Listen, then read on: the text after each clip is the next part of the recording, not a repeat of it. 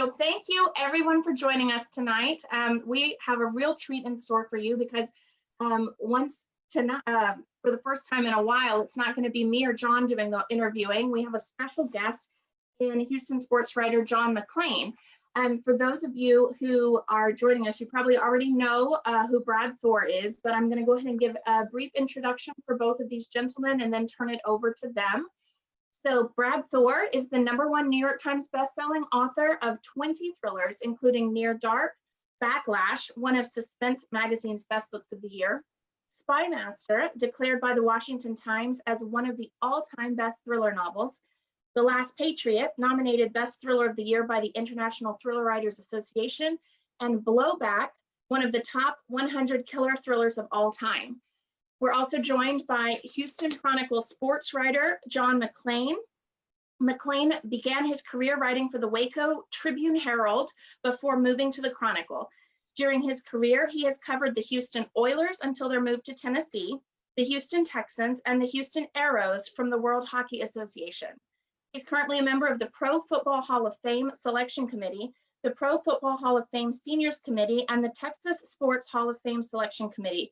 He also appears on Sports Radio 610. In 2015, he was named as a Gridiron Legend. And perhaps most importantly tonight, he is a huge Brad Thor fan. So he is well prepared to interview Brad. If you have your own questions, make sure to pop them in the comments, and I'll be checking them as soon as I log off and get those all set and to the authors later. I just got a note from Murder by the Book John that says everything on the Facebook feed looks good. So we're just going to continue. And John, you're going to be the only one operating in the dark. My apologies. So you guys have fun, and I'll pop back in later with questions from the viewers. Thanks, McKenna. Thank you, McKenna. Brad, thank you very much for asking me to do that. As I've told you, it's an honor, and I've had a lot of people want to know what in the world is Brad Thor doing with me, and I wanted to tell people how we met. My wife told me 15 years ago about your books.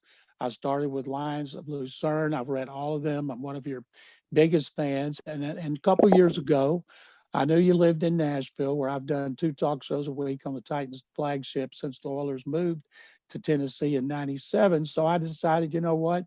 Power of radio, I was going to reach out. I asked the host if I could say something personal. They said, sure. I came on. I said, I'm hoping somebody out there can help me get in touch with my favorite author, Brad Thor.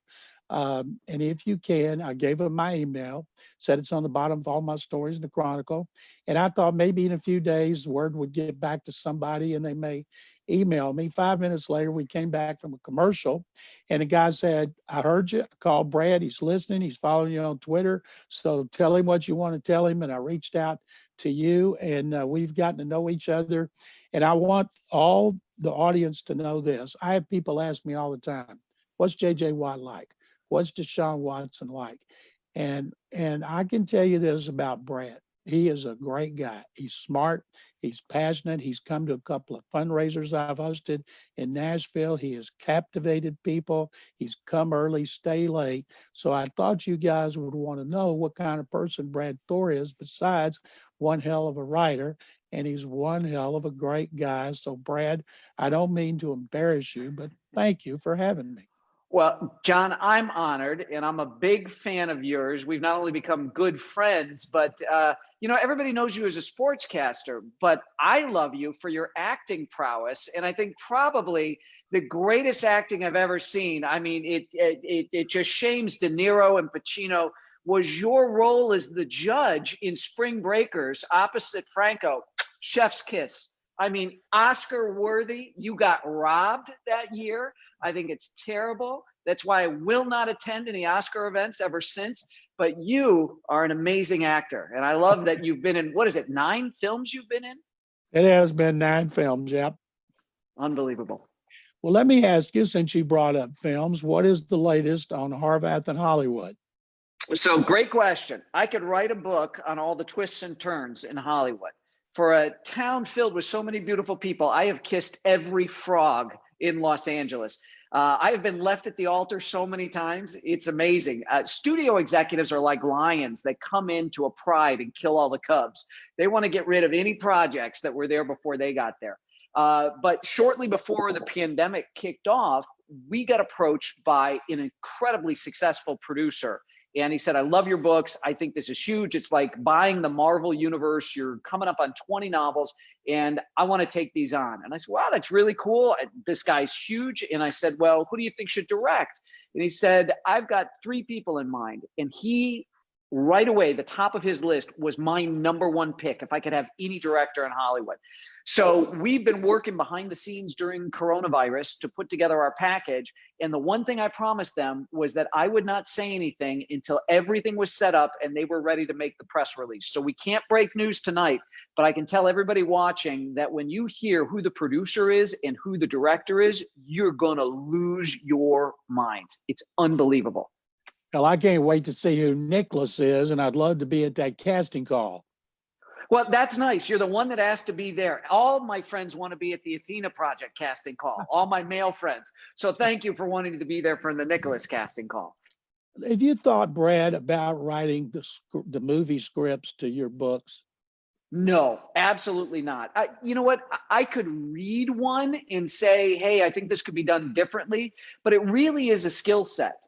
Just because I write books doesn't necessarily mean I can write a movie script. And I would rather work with someone who has a lot of experience there. I'm smart enough to know when to say no.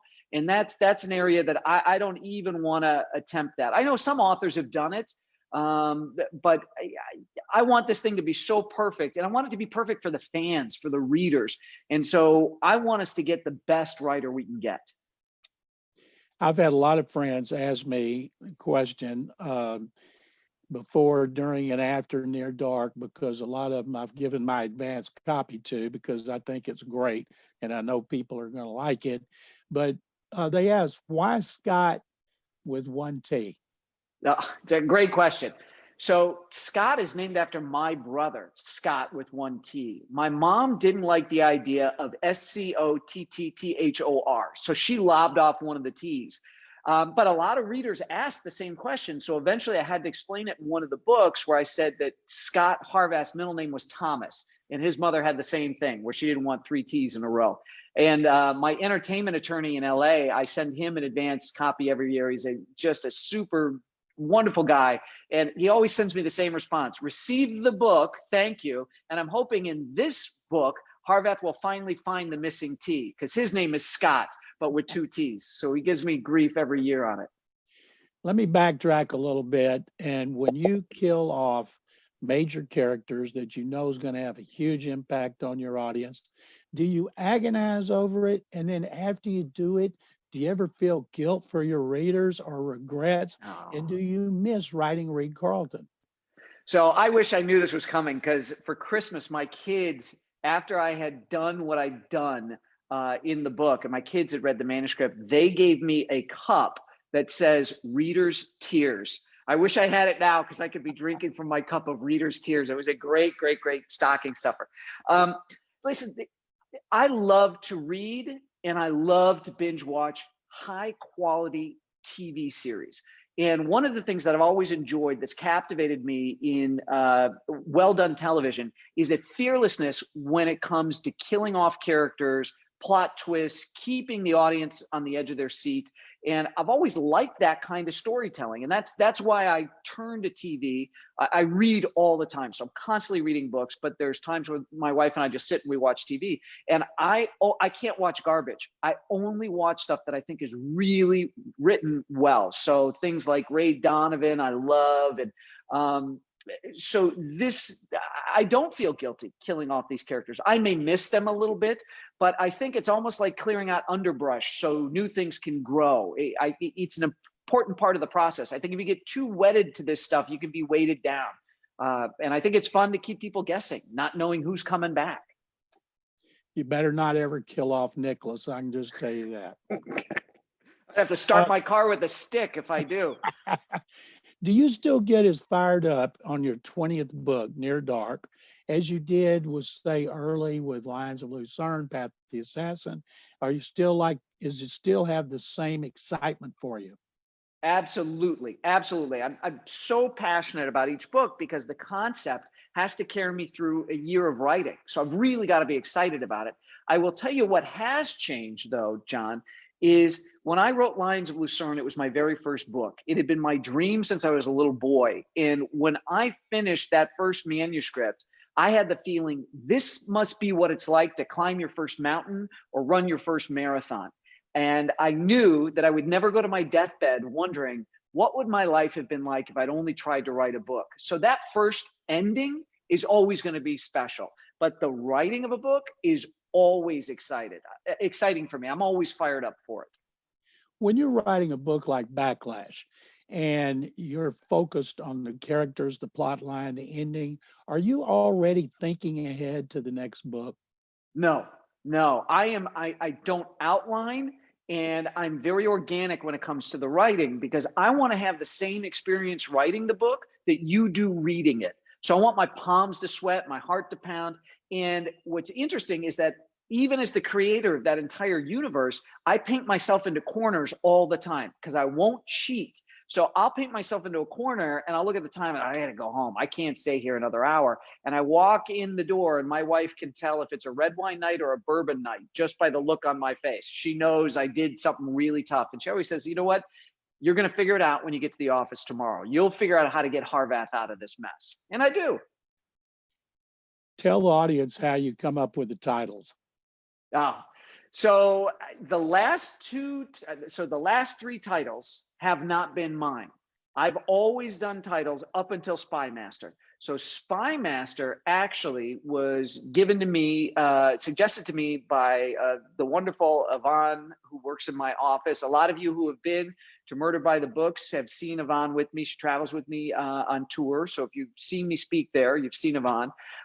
So Spy Master, she said, you know what, this really should be called Spy Master. And I'm like, oh, duh, yes, that's a great title. And then the last two, Backlash and Near Dark, were suggested by my editor, which is really interesting because she's normally in the no business. She's very much like Dr. Evil. How about no?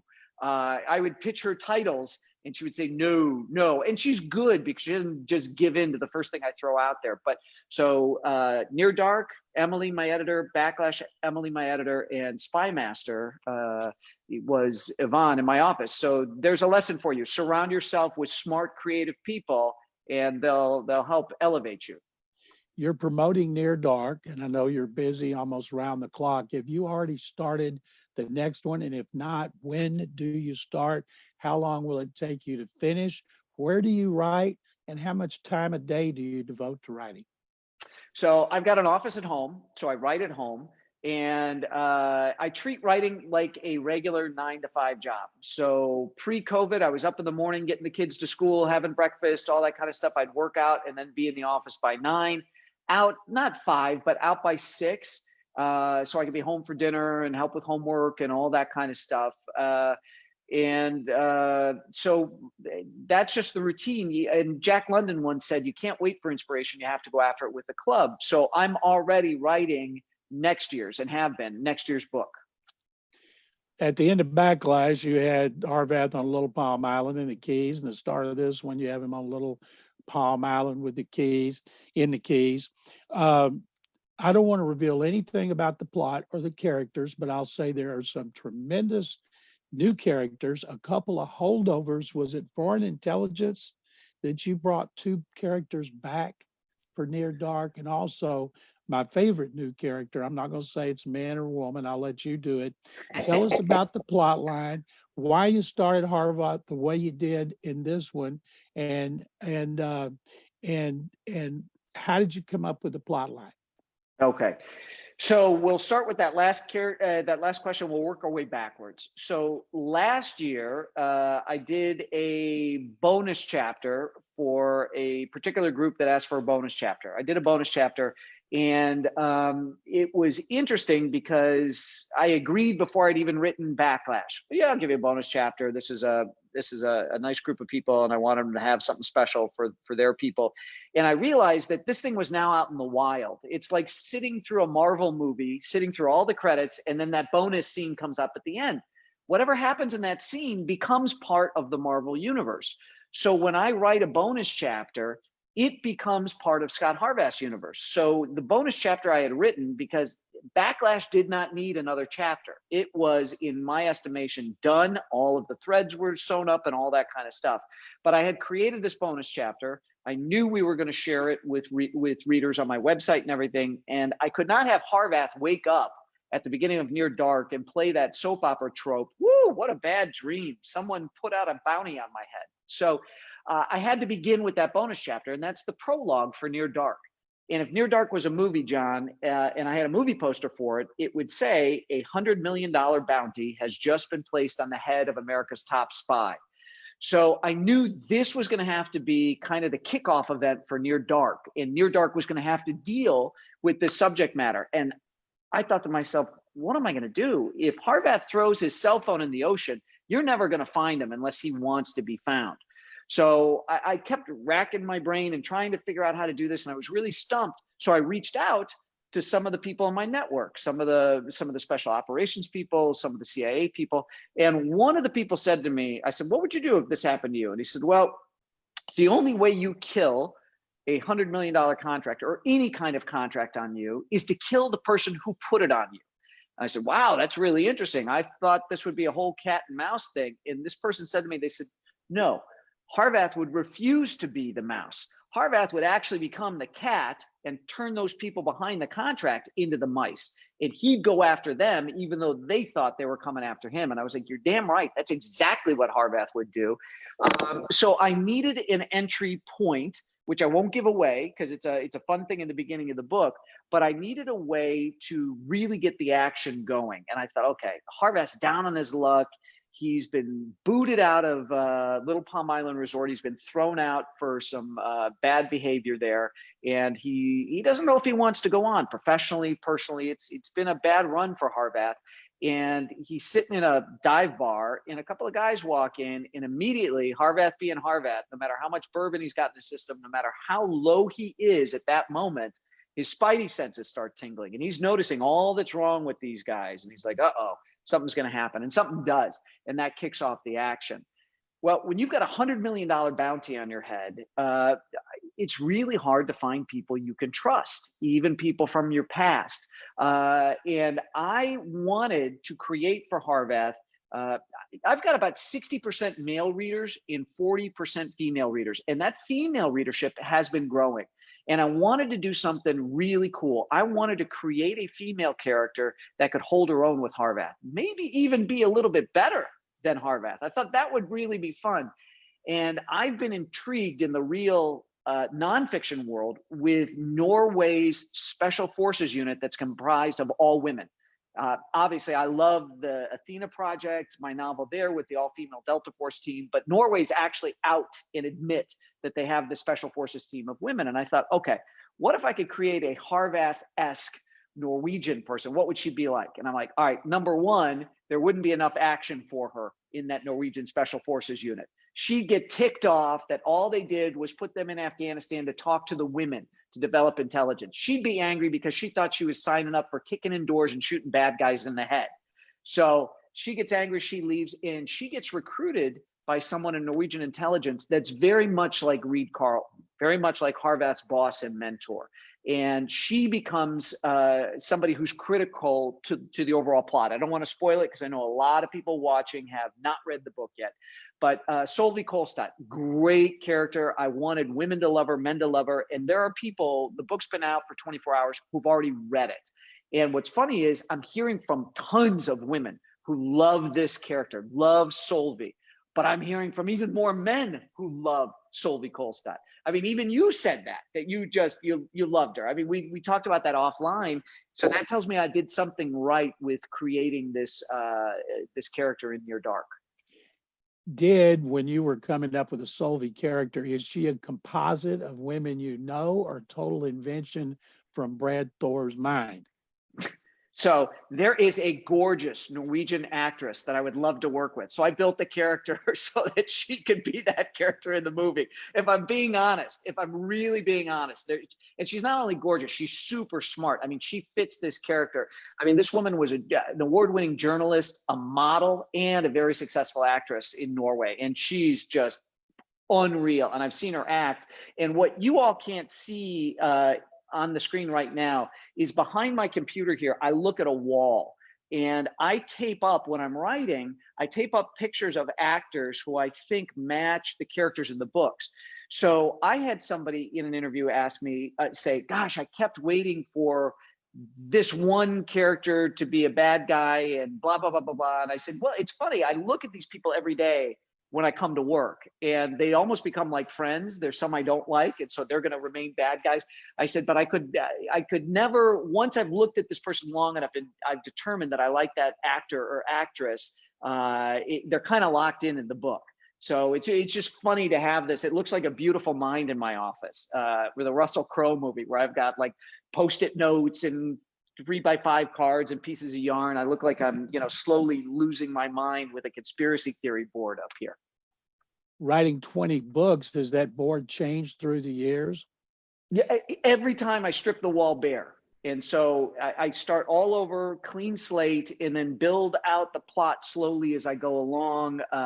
There's ideas, things I think should happen, clippings from newspapers and stuff like that. And I just paste it all up on the wall. You made Harvath nondescript, like starting near dark. The two gangsters, they laugh at him. They think they're going to kill him easily. Did you ever think about making him 6'2", 6'3", 6'1" instead of 5'10", even though he's a Navy SEAL and kills people all over the world? So my children have a godfather who was in the 5th Special Forces Group. And I asked him, he's no longer in the military, he's out, but I asked him, why didn't you ever try to go into Delta? And he's like 6'2", 6'3". He goes, my nickname in Green Berets was Jethro, because I have like canteen hanging off and a cup rattling, and they called me Jethro all the time. He's from Minnesota, this guy. He's not Jethro. And he said, can you see me trying to do a hostage rescue on an airplane? He goes, every time I walk in, I bang my helmet on the thing. And he said, the guys that were really successful, he said, were the guys that were several inches shorter than he was, because they could get into any space. A lot of these guys were very broad, but they were less than 6 feet. He said the really, really successful operators that could move, that doesn't mean there aren't 6 foot plus guys, because there definitely are. I know some big, big guys who are Green Berets and some big guys that have been through Delta, some enormous guys. But that had always stuck with me. And especially at the beginning of my writing career, he was one of the few guys from the special operations community I knew. So when he said, scale down this guy, don't make everybody wants their hero to be 6'2", he goes, it's much more believable if you put him right around 5'10". And so he was an early influence on me. And that's a great, nobody's ever asked me that, John, actually. That's a great question. So that's a little behind the scenes on how Harvath got to 5'10" and stopped. You've mentioned your family, your 2 kids and your wife. Do your family and friends, do they go, hey, Dad, I got a villain for you. Hey, Dad, how about this character? I read something, I saw it online today that might be good for your next book. Do people make suggestions to you about Scott Harvath and Nicholas and give you suggestions? And if they do you get tired of it? Well, no, the only thing I do here is, when are you going to name a character after me? From friends. I mean, I've done my father-in-law in one of the books. I've got a ton of my buddies. So like Mike Haney, Tyler Stalin, who's on the team. These guys are friends. You're going to see Admiral David Proctor in this new book. Kenneth Johnson. Oh God, don't let Johnson kill anybody again in this book, kind of a thing. So there's people I know, and there's people in the past whose characters have not come back. There's one in particular who comes back pretty early on in, it's a little Easter egg, so you all can look forward to it, who comes back in Near Dark. And that particular person has been riding me like a jockey for years. When am I coming back? When am I coming back? Harvath needs him back, blah, blah, blah. And it was funny because I'm like, I need a character to fit it. I'm like, I know, I got to get this guy off my back. That character's coming back. Brad, when you write, like you're already working on your next book, do you know what the ending's going to be when you start? And do you change endings or have multiple endings, or do you stick with one? So I don't know the way things are going to end. What's really weird, this is the weird part, and it seems to be amplified like over the last 4 or 5 books with me. But what'll happen is as I get closer to being finished with the manuscript, I listen to a lot of music. Not always when I'm writing. I normally need quiet, but if I'm taking a break, what'll happen is I'll lock in and fixate on one song. It's really weird. And I'll play it over and over and over and over again. So there's a spoiler alert. If you haven't read Backlash, plug your ears right now. In Backlash, at the end, when there's the whole extraction of Harvath, there is a particular song by a group called Train, and the song is called "Calling All Angels," and it's a song that I hadn't heard in a long time. Or the babysitter for my children, when they were born, she used to have it on her phone, and it was a ringtone, and the kids liked it. And she had a beautiful singing voice, and she used to sing it all the time. That came back to me. It's a very powerful, emotional, very charged song, and it really resonates with me. And that song played over and over and over again as I was writing the ending or the extraction scene for Harvath. And I was trying to capture that emotion. And what's very interesting is I've heard from male readers, and this is incredible. You can't get higher praise as an author. I've heard from really tough guys who have privately reached out to me, and some bravely on Facebook have said, that scene, that extraction scene, made me cry. I teared up. I can't remember the last time a book made me cry. And I think that's part of the powerful emotions I was feeling, particularly in connection with that song. I just thought, if there's a movie and this is there, and this Harvath is rescued, this is the song that's playing in my head that would be on the soundtrack for that scene. How much of Brad Thor is in Scott Harvath? And can you, you've lived such an interesting life. You know, you grew up in Chicago, went to USC, you've lived around the world, you've traveled extensively. Near Dark starts in Vietnam, ends in Norway. But how much of his character, whether he's listening to music, whether he's flirting with women, whether he's getting his butt kicked, how much of that is you? Well, Murder by the Book, John, if you see my wife on the Facebook Live thing, if you could just delete her, bump her out of Facebook, I can answer John's question, particularly the flirting with women part. So thank you, Murder by the Book, John. I really believe that Bond was Ian Fleming's alter ego, that Jack Ryan was Clancy's. Harvath, and I've always said this, Harvath really is my alter ego. And I make that joke that he gets to do the things that my wife won't let me do. And if I make that joke when she's nearby, she'll pop her head around the corner and say, I let you go to Afghanistan.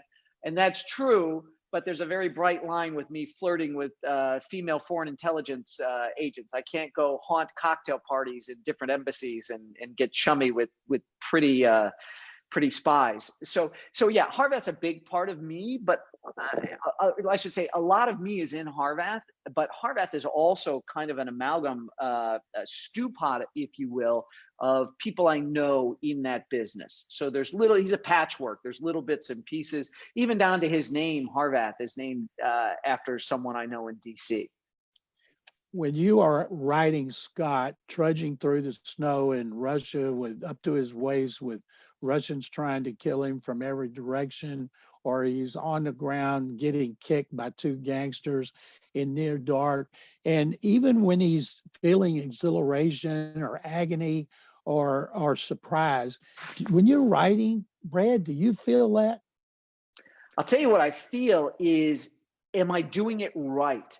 So so every book I try to get better and better and better, not only to top the adventure that readers got in the last book, but also to hone my craft and get better as an author.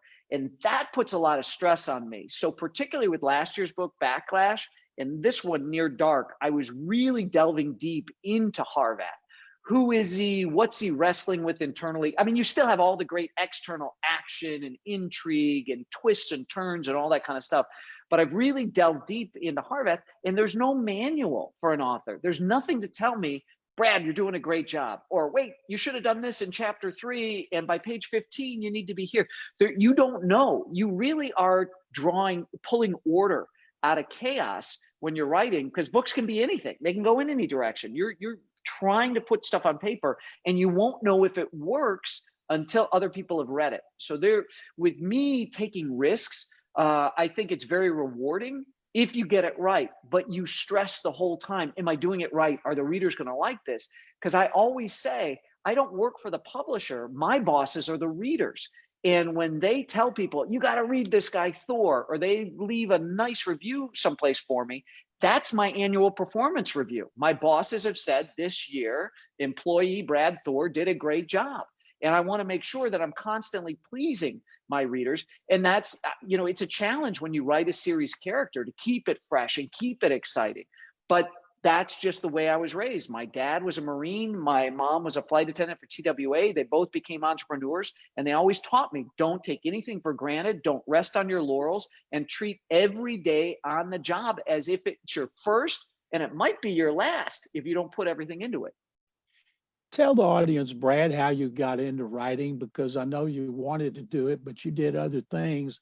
And then didn't you take something that showed you had a capacity for writing and you dove into it? So I'd always wanted to be a writer, and my dad and our family, the arts were something to make you better rounded. My dad wanted me to take over the family construction consulting business. And so when I went to college, I was studying business administration, and my dad wanted me to then go get a graduate degree in the entrepreneurship program at USC. And I got into some of the business classes and I hated it. So I took a test at the college counseling office, then called the Strong Campbell Personality Test. And it showed that I was off the charts for writing and publishing. Didn't say I'd be good at it, just said that my personality and interests matched up with people who were in those industries and loved what they did for a living. So without telling my dad, and without switching it on my report card, I changed my major to creative writing and film and television production. He eventually figured it out. And he thought, oh, that's great. So, you'll still go get your graduate degree in entrepreneurship, and maybe you'll go into financing movies. He was really big on the business stuff. And when I graduated college, I'd saved money to go overseas. I was going to do something no author had ever done, John. I was going to move to Paris and write a novel. Had never been done. Real thinker here. I'm going to be the first American to ever do this. People throw these names at me I don't know. Some Hemingway guy, Scott Fitzgerald, Henry Miller. Never heard of them. So anyway, a friend of mine overseas had an extra room in their apartment, and I moved in and I started writing a thriller. I got about 3 chapters in and thought, this is the most solitary profession in the world. And a lot of you folks who are listening right now have been at some of my early author talks, have heard me say this. I shipped my laptop back home and I traveled the world, or I traveled in Europe with the money I had saved working in college. I was afraid of failure. What if I write a book and nobody likes it? What if it doesn't get published? And I had that little voice in the back of my head saying, don't risk the embarrassment. Better not to try than to be embarrassed. Well, I ended up going into television, wrote, produced, and hosted a travel show on public television for a couple of years, and got married. And on my honeymoon, my wife said, what would you regret on your deathbed never having done? And I said, writing a novel, getting it published. And she said, okay, when we get home, you're going to start spending 2 hours a day making that dream come true. And the rest is history.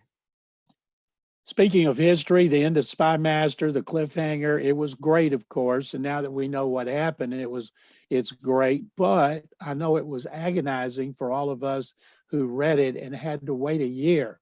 When all of your friends and fans saw the end of Spy Master, did they try to, oh, come on, Brad, you can tell me. Please, Brad, we've been buddies for 20 years. You can tell me. Did everybody try to get you to tell what you were going to do in Backlash? My favorite question in my smart alecky Harveth-esque answer, everybody would say, what's the next book about? And I said, it's about 400 pages. That's all I would say. That's all I would say. But yeah, people were pulling on me. And what's interesting was I had actually ended that book when I turned it in with Harvath telling Lydia Ryan, you know what? Let's give Chase Palmer and Sloan Ashby an expense account and let them go tie up the loose ends. That's actually in there at the end. And my editor said, oh, I don't know, it doesn't feel right. Doesn't feel like it needs a little more. And so I went back and worked with it and came up with that cliffhanger. And she's like, that's awesome. Now, what's funny is the CEO of Simon & Schuster, who was a fan and read my manuscript, she would take them on her winter vacation every year and read them. She does not, God rest her soul, she just passed of a heart attack a couple of months ago. She did not like the cliffhanger. She didn't like it at all. She's like, I don't like cliffhangers. And I heard from a lot of fans that don't like cliffhangers, you know, but you got a great novel. You got a great read. I tied everything up. And I put that in there. It just felt right. That's what the muse told me to do. And by the way, when I did that cliffhanger, I did not know what was coming next. I had no idea how that was going to resolve itself. But again, I painted myself into a corner, and that was a good thing. I find that when I close one book and somehow I'm in trouble personally as an author, if I'm mentally in trouble, it really helps stimulate a creative plot for the next book. You start off near dark in Haiphong, Vietnam. You end up in Oslo, Norway. You take your readers all over the world. I know there's a lot of places I want to go because you have made them so interesting for me. But when you started off and you have Harvath in a situation he's never been in, and then he undergoes a transformation and becomes the Scott that we all know and love. What is it like when you're taking him on a journey like that?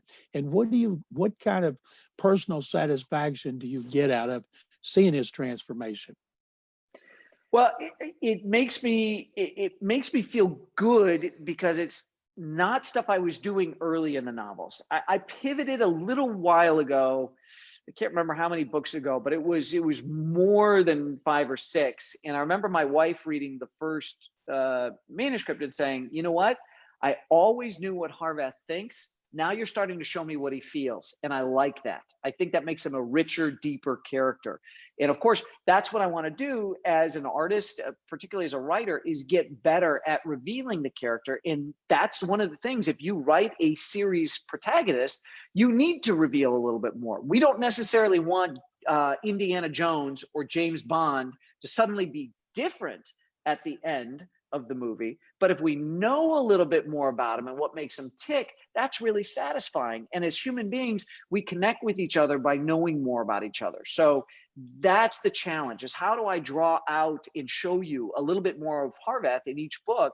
And I think I've got it. I think I'm in a really good groove, particularly with the last several books and definitely in the last 2, of giving you more of that so you really can feel what he's going through. You have an extraordinary attention to detail, and I know you travel a lot, but you write about so many places around the world, and you have attention to detail on furniture in a hotel room, the ceiling, the backsplash, everything about it that puts the reader there. How many of the places have you been, and how much do you use the internet, or do you ask people who've been in those situations? So number one, my number one choice is to go to places myself, to go to everywhere I can. Now, sometimes that's not possible. And when it's not possible, either for time constraints or even security concerns, then I want to talk to somebody who is quote unquote operated there. So that means somebody in the intelligence community, somebody in the military, potentially FBI contacts I have that go and do things for investigations internationally, because they pay attention to details that most people who are just tourists are never going to notice, because they need to see something's amiss here to solve whatever reason they've been sent there for. And in some cases, their life depends on noticing small details. So those are the people I draw on. If I can't go, I want to talk to somebody who's been there and really break it down. In fact, I had a new person I was working with several books back for Code of Conduct, who had operated in the Democratic Republic of Congo. And he said, okay, Thor, what are you looking for? You say you want details. What kind of stuff? And I'm like, I don't know. Let's start small. Like, maybe does everybody ride the same kind of bicycle? And this guy looked at me and he went, oh my God, how'd you know that? Yeah, they all ride the same kind of bike. I'm like, well, what kind of bike is it? He goes, well, they're all black and they're called a Mamba. And I said, why do they call them a Mamba? And he said, because of the way the tires are on this bicycle, when they go through dust, they leave a trail that looks like the Black Mamba snake. So that was great. So I threw that in Code of Conduct as a little color detail. And I had somebody do a review somewhere who had actually done some Peace Corps work or something in the Democratic Republic of Congo, and said, it's obvious Thor traveled here, because nobody who hasn't been here would pick out this detail about the bicycles, you know? So that's what I do. If I can't do, and of course the internet's fantastic with Google Street View and everything. You can really get stuff. It's better for an author now to do research. The internet can be incredibly distracting. It's a blessing and a curse, but the amount of stuff you can see firsthand on the internet is incredible. I don't know how guys like Clancy and stuff like that worked, Ludlum, without the internet. That must have been really tough. Brad, before I turn it over to McKenna and questions from the audience, I got to ask you one more thing, please. You brought up the Athena project earlier. I know all of your fans would like to see you write another one. Are you writing another one? Any movie prospects with the Athena project? So I have got a concept for the Athena project, and I think this year there's probably a greater chance than ever before that I could actually do 2 books in 1 year. I did that 1 year and it was tough. It was funny. I blinked my eyes and my dog turned gray. It was the weirdest thing. I was locked at my desk. I did 2 books in 1 year. But this year, with all the lockdown stuff and everything, and the not going out as much as we used to go out and stuff, I definitely have the time. So I need to make sure that the next Harvath book is the absolute best I'm capable of. And then if there's time permitting and I can do a great Athena project book, then I'm going to do it. But I'm not going to do it halfway. So it's got to be great. I owe it to the readers. It's got to be great. I think I can speak for all of your readers. We would love to see you do 2 books every year instead of 1. I know you'd love that, right? You know what, John? Now you're going to need to start your car with a stick because my wife's going to put a bomb under your car. Okay? So there you go. Well, thank you for doing this. And so, McKenna, I know you got questions from the audience, so take it away. Thanks, John. John, that was absolutely wonderful, and you're certainly a pro and a champ for not being able to see us and doing that whole interview in such professional fashion. I was a little thrown off by the technical difficulties at the beginning, and I forgot to mention that Brad has these special designed Near Dark book plates that he has signed. So anyone who orders a copy of Near Dark Through Murder by the Book will get that. Plus we have, these are only 2 of the styles, but we have these really cool postcards also commemorating the tour and locations that are in the series and in the book. And those also will come with your purchase. So if you joined us late, you can see this video. It'll be on our Facebook page under the videos tab from the beginning. So as soon as we're done, you can watch it as many times as you want from the beginning. Plus, I will get it uploaded onto YouTube probably within about 24 hours. And so you can see it there. You can share it widely. We want everyone to be able to see this fantastic talk. So questions from the audience, perhaps involving or inspired by Mr. McClain. Jonathan asks, do you plan to consider a sports angle for a future Scott Harvath novel? Well, I know who I would go and speak to for expertise. It'd be John. I'm already trying to think of a character I can build around John. I think that'd be even more fun. You know what? It's really funny because I actually, and I'm not going to reveal it here because I don't want James Rollins or Steve Barry stealing it. I actually have a title that I would use. I've actually had a sports-related thriller title for years in my head, and I think it's actually perfect. But so no active plans to tie anything to sports right now, but great idea. Fair enough. And also involving Mr. McClain. This isn't going to be as much for Scott, but as a Houston Texans fan, I had to ask, would Bill O'Brien be a good guy or a bad guy in a Brad Thor novel? Oh, Bill O'Brien, the Texans coach, would be a villain in a Brad novel. That's without a doubt. He'd be an arm breaker. He'd be one of those guys that thought he was going to beat up Scott, and then Scott would level him with 1 punch. A well-timed hard pass would take him out. Oh my gosh. Okay. Tim asks for Brad, who would you like to see play Scott Harvath and Laura? Okay, so that's a great question. So we're having that discussion in Hollywood right now, and I'll tell you, the debate has been: does the star make the movie, or does the movie make the star? And the way we've all come down on it, the producer, the director, me, is we believe that the movie should make the star. So our desire here is to do what the Bond franchise did with Sean Connery. Nobody really knew who Connery was until he became Bond. So what we're looking for is to do an American Bond, an American actor who could be Scott Harvath, particularly because we don't want to choose someone that you've seen in other roles and you have trouble putting into the Harvath role because he did a romantic comedy or whatever. We want this person, the moment you see him to go, that's Scott Harvath. Absolutely. And it would be, it'd be somebody who acted, but not in anything huge. That's our goal. And as far as who'd play Lara, I had never thought of it. That's a great question. Obviously she's Brazilian descent, very beautiful, dark hair. I mean, you know what? I don't trust that Murder by the Book John has officially kicked my wife out of this Facebook Live, so I can only get in trouble here with this. So I'm just gonna remain quiet on that one. Whoever it is gonna be gorgeous for sure.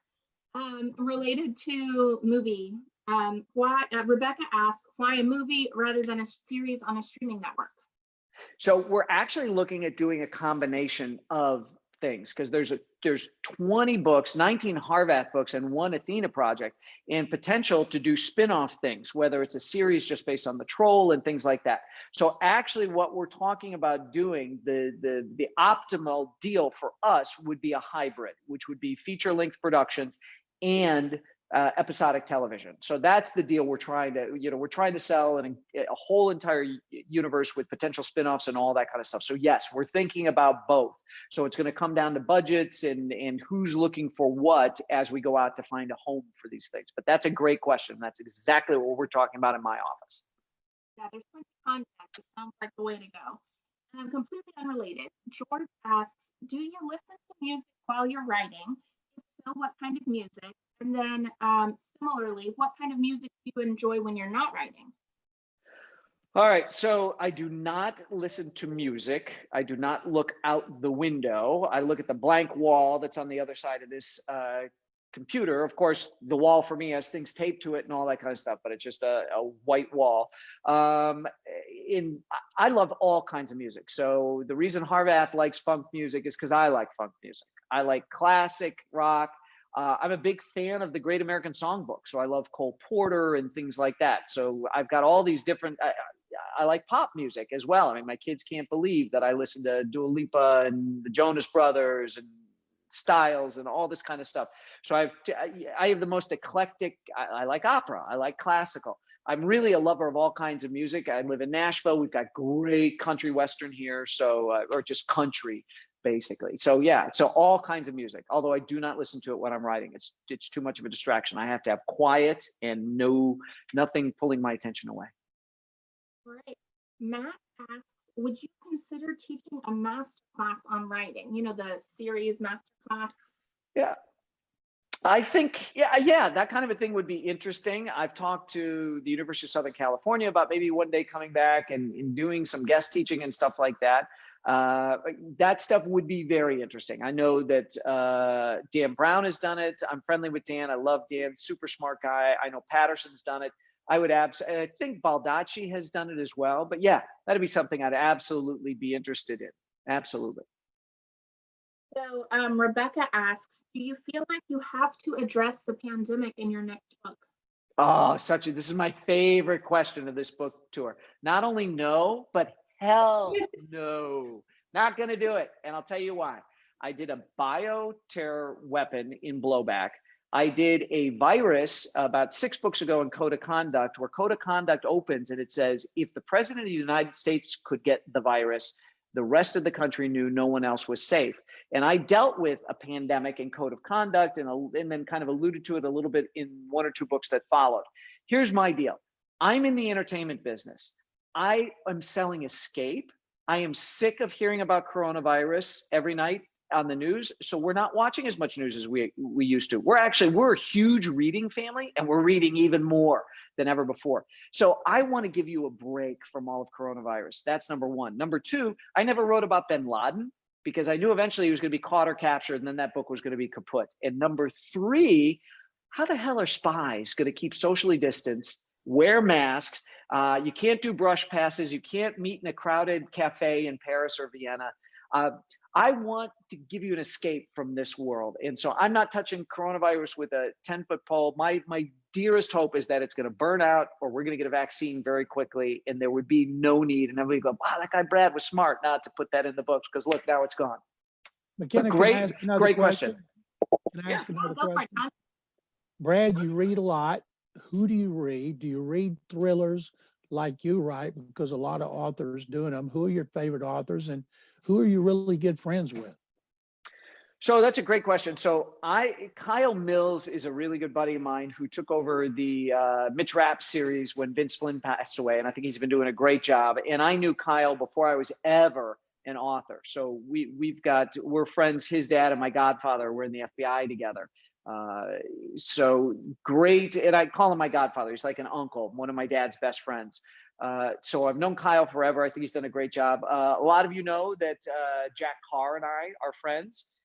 Jack Carr is a terrific writer. He's just had his third novel published earlier in the spring, called Savage Son. He's terrific. Check him out. I joke about Steve Berry and James Rollins. They've been friends of mine for a long, long time. AJ Tata is a great military thriller writer. I've known Tony Tata for years. Mark Greaney, another great guy. I mean, Mark Greeny's fantastic. Mark just got his Gray Man project greenlit at Netflix, $200 million budget. It's going to star Ryan Reynolds and Chris Evans. I couldn't be happier for him, and he's one of the nicest guys you'll ever meet. So that's a handful of the people. And the one thing, John, I don't read anybody in my genre when I'm writing. I don't. I do a lot of my research reading when I'm writing, and I'll read nonfiction, like historical stuff, stuff on Churchill, World War II, the OSS. I love that stuff. And the reason I don't read any of my friends when I'm writing is I don't want to miss that something of theirs has slipped into my book, whether it's the voice of one of their characters, whether it's a detail. I just think it's a respect thing. And it's respect I have for the audience, and particularly respect I have for my colleagues who are other writers, because Vince had that rule too, if I understand correctly. I believe that Vince Flynn also was kind of that way, that he didn't want to read that stuff while he was writing for fear that something may creep in. So good question. I think that's pretty fair. I think a lot of authors don't read exactly within their genre when they're writing for that fear. But just something would come in subconsciously. And I could not have asked you to mention better authors, because I have a note at the end of this to tease that we will be in conversation with Kyle Mills for the new Mitch Rapp book, and Jack Carr together September 17th. So those of you who are fans of Brad or fans of those two gentlemen, make sure to mark your calendars for September 17th at 7 o'clock, same place. So let's see, we have another question. Rebecca asked, related to that, what are you reading right now? You said you guys have been reading a lot during the pandemic.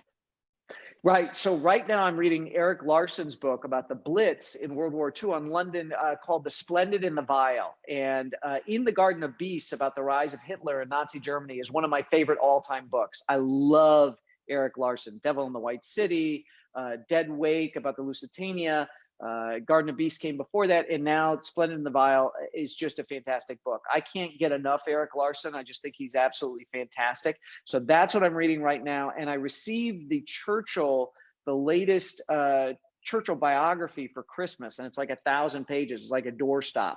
So I was reading that, and then my wife got Splendid and the Vile, loved it, and I grabbed it from her and set aside the Churchill biography because I thought it'd be fun to read a shorter book and actually feel like I completed something. And then I'll go back to the Churchill biography, which is fantastic. Andrew Roberts, I think. I can't remember. I'm drawing a blank on the author, but it's excellent, the Churchill biography. It's really, really good. But the Splendid and the Vile, Eric Larson could write out the phone book and I'd be first in line to buy it. He's so good.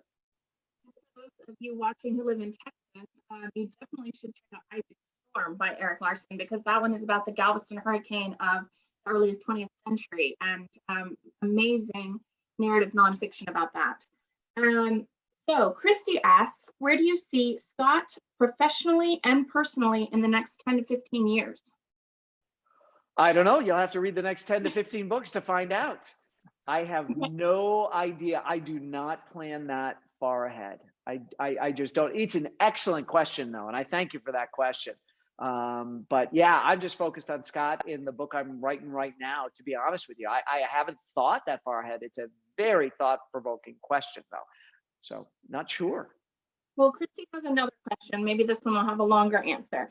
Is your heart, soul, and energy tied to Scott Harvath, or would you be open to writing something else on the side?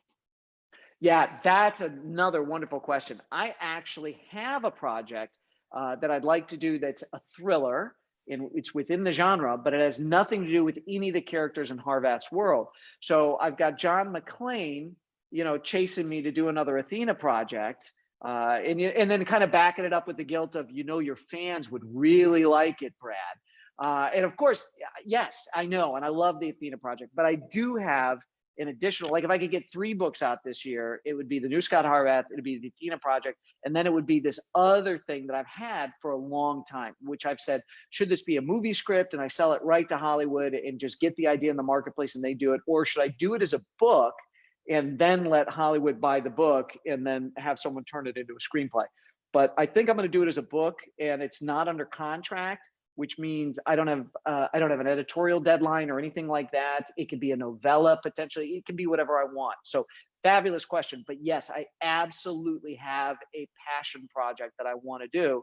And I don't think I'm ever going to get the kind of time that I've been afforded right now ever again. So I am kind of sharpening a stick to poke myself with to try to get that done. And it might be, and John, I'm sorry, it might be that I actually put Athena on the back burner so I can do this passion project. But then I would get right to Athena. It's just one of these things that I think it's such a great idea that I could do it, and it could be the biggest thing I've ever written. I think it has that potential, and I've done an Athena, and I would love to do another one. But this is something where I'm like, I just see such potential for this to explode and be huge. The idea is so cool that I think even the diehard Athena fans, including John McClain, would say, you know what, you made a good choice writing that one before doing another Athena. We'll see. We'll see. No promises. So let me guess, that's the sports themed one that you already have the title for? Right, exactly. And I'd see, I'm going to need John. I'm not a sports guy. Politics is my baseball. And that's what's funny, because John had once said, Brad, I'd love to have you on the radio show. Do you know anything about sports? And I'm like, nothing. And he goes, we're not gonna be able to have you on that. I mean, so honest and funny.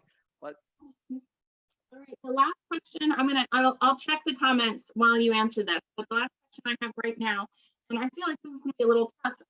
Sherry asks, what sets this novel apart from the others in the series? What sets this apart?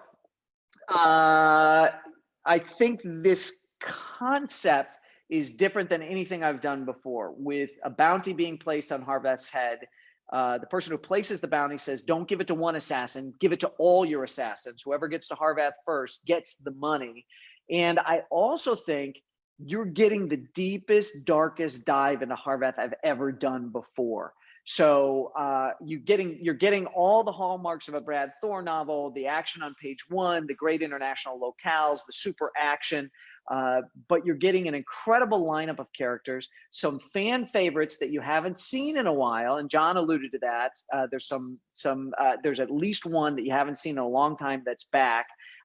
There's 2 that played a very minor role in Foreign Influence. You don't need to have read Foreign Influence, but if you did, there are 2 characters coming back from that. But really the inner turmoil with Harvath and how that works against the external forces arrayed against him, I think it forms a very explosive mix that make this a very rapid page turner. Awesome. Good answer. I do have a couple quick ones from the comments. So there's been lots, just so you know, in the comments, people love the troll. So have you considered writing a spin-off book about the troll? Yeah, so we've been looking at, is it a spin-off book? Is it a graphic novel? Is it a novella? I've been talking with people on my team about what's the best way. And they said, well, the best way is going to be however you feel it is, Brad. It's going to be up to you. How much of a story do you want to tell? So I've been kind of in the back of my mind saying, all right, Do I want to talk about the first time the troll ever? You get a little bit of the troll's history, by the way, in Near Dark. There's a little slice of his past that you don't know about that you get in this, which is kind of neat. So do I talk about what his life was like after his parents abandoned him as a spin-off book? Do I talk about the first time he dove headfirst into the world of black market secrets?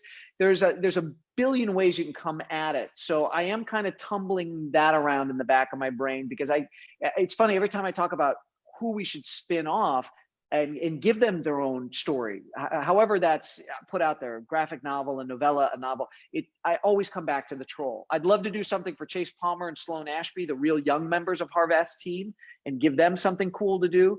But the troll is the one that just keeps knocking on the door of my brain, asking for his own deal. So we'll see what happens.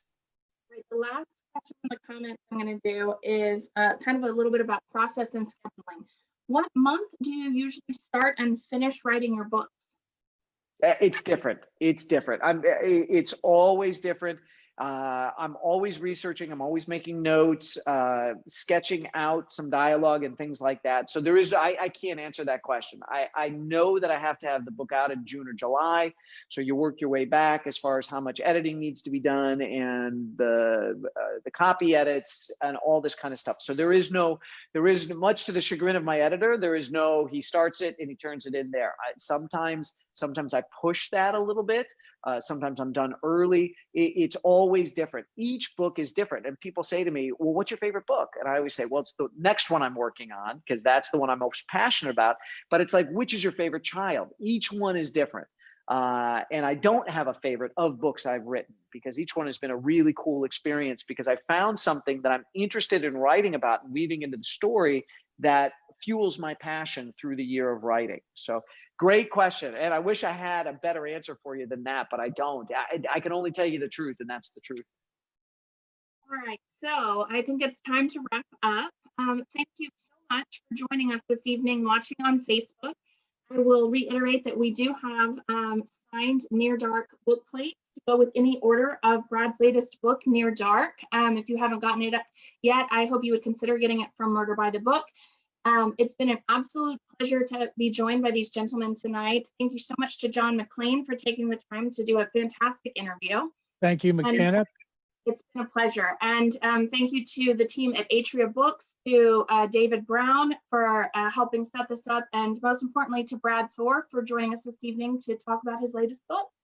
Well, thank you, McKenna. John, thank you so much for graciously hosting. When I heard that we could have a host, I immediately wanted John, and he so wonderfully said yes.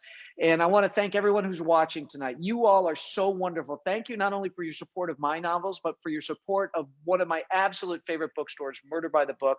These are terrific people, and please do consider getting your book from them. And even not only my book, but other books. There's nothing better to give than a book as a gift. It makes you look brilliant. People love receiving books. And this, if you're watching from across the United States, they ship everywhere. So you don't need to be in Texas to get your books from them. They are like champs when it comes to customer service. These are just such special people.